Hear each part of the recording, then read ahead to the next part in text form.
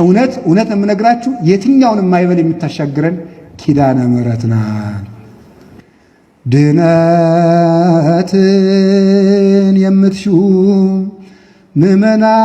ምእመናን በሙሉ ገነትን የምትሹ ክርስቲያን በሙሉ በእንተ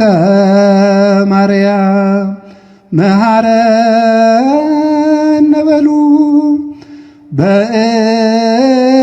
በእንተ ማርያም መሐረነ በሉ በሉ አብራችሁ ድነትን የምትሹ ምእመናን በሙሉ ገነትን የምትሹ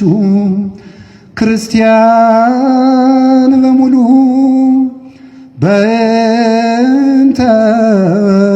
ማርያም መሐረነ በሉ